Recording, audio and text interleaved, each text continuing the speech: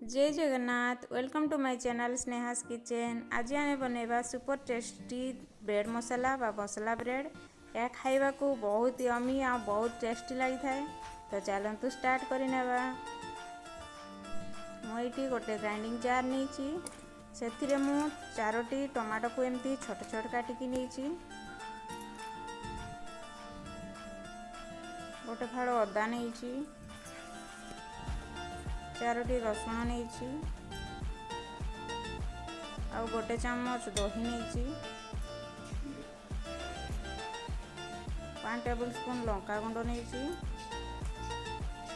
आ 1 table spoon धनिया powder नहीं। चलतु सबको ग्राइंडिंग करनेबा। देखंतु एठी मोर ग्राइंडिंग हो जाइए। टमाटर प्यूरी मध्य बनी जाइए। तो चलतु आम ब्रेड को टोस्ट करनेबा। तो ब्रेड को टोस्ट करने गोटे पैन को गरम करवा। पैन टी भल से गरम हो गला पर से घी बटर किंबा ऑयल नहीं ब्रेड को टोस्ट करवा। मुझे घी नहीं, घी टे गरम हो गला पर आम ब्रेड को पकई नेबा।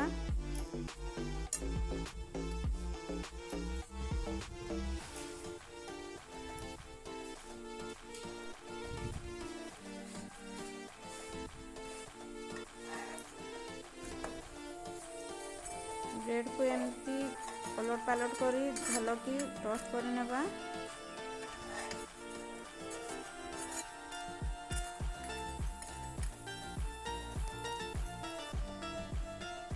देखंतु एठी हमर दीपट साइड भल की टोस्ट हो जाइए।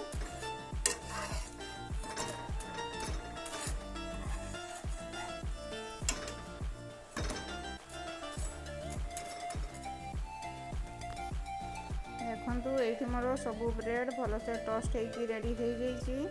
चलतु या छोट छोट कर काटी नेबा। देखंतु एठी मु ब्रेड को सब छोट छोट कर काटी नहीं। चलतु आम मसला प्रस्तुत करनेबा।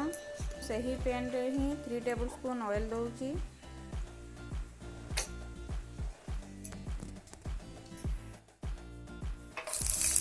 ऑयल टी गरम हो गला पर से आम प्याज पकेबा। मुझे 2टी प्याज को एमती छोट छोट काटिकी नहीं।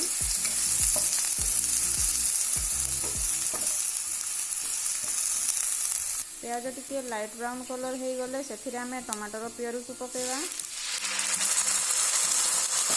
टमाटर प्यूरी को पकईकि एमती भल की गलई नेबा। टमाटर पानी अंश सुखीगला पर्यंत एमती भल की गलई नेबा।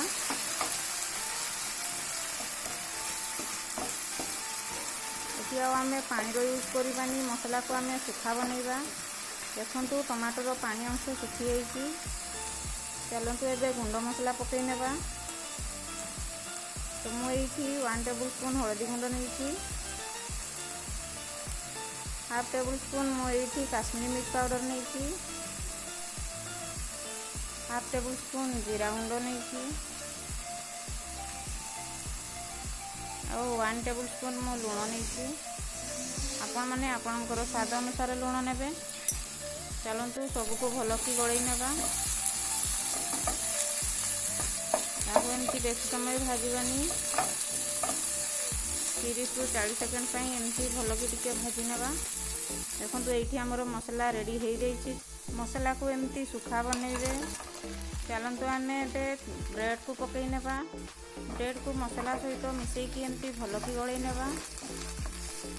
मन रखिए मसला प्रिपेयर कला बेले पानी यूज जमारू करें। पानी देवा द्वारा ब्रेड आमर नरम हो जाए। ब्रेड क्रंची लगी न थाए। तो खाइबा को मजा मध्य लगी न थाए। देखंतु मसला आमर ब्रेड सहित मिसिकी रेडी हो जाइए। चलतु किसी धनिया पत्र पकई नेबा। आपण मैंने जदि कहीं मो चैनल को नुआ देखु थांती तो सब्सक्राइब करने जमारू भूलिबेनी। आउ जदि मो रेसिपी आपण मानकु भल लागु थाए तो लाइक कमेंट आउ शेयर करने मध्य भूलिबेनी। यह खाइबा को बहुत टेस्टी लगी थाए। यह को आपण इवनिंग रे कि ब्रेकफास्ट रे बनी की खाई परिबे। ब्रेड मसला थरे आपण माने घरे निश्चित बनांतु। आउ समस्त को खुआंतु। धन्यवाद।